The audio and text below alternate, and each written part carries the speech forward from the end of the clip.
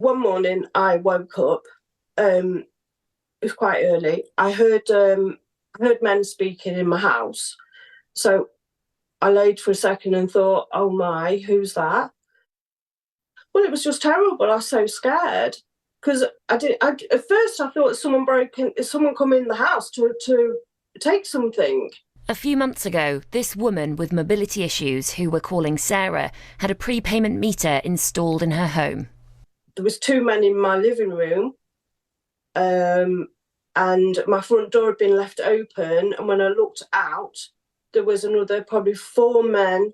Were they apologetic? Did they? No. I don't know, do they get paid for each one they do? But I got a feeling, as in, for them, it was like, that's another job done. So that's the feeling I got from them. Sarah wants to be anonymous because she's ashamed she couldn't afford her energy bills and doesn't want her company to know who she is. Now, even at night when the doors are locked, I just don't... It's been my home for years, but now it just doesn't feel like my home. It just feels like it was invaded.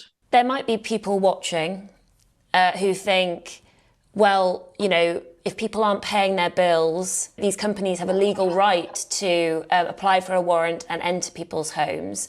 What would you say to those people? Well, I would just say that not everyone's in the same position. People can have accidents, health problems, or just anything else happen. And we should all treat everyone the same anyway. We're all human and we don't deserve strangers to come into our home. As we're not identifying Sarah, we're unable to put her account to her energy company, but the installation of a prepayment meter can often add hundreds of pounds to a customer's bill. 380,000 people were forced onto a prepayment meter in 2021 because they couldn't afford their energy bills.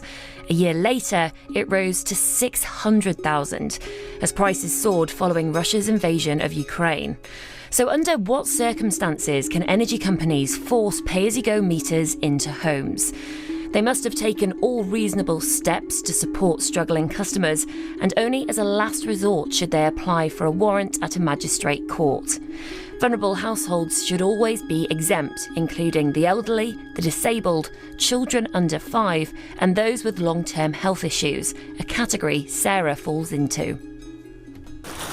Hello, it's British Gas or Gas Supply. We're here with British Gas is now being investigated by Ofgem after the Times filmed debt collectors behaving like this. Exciting bit, I love this bit. While breaking into vulnerable people's homes to install prepayment meters. This programme has been told the problem is industry-wide.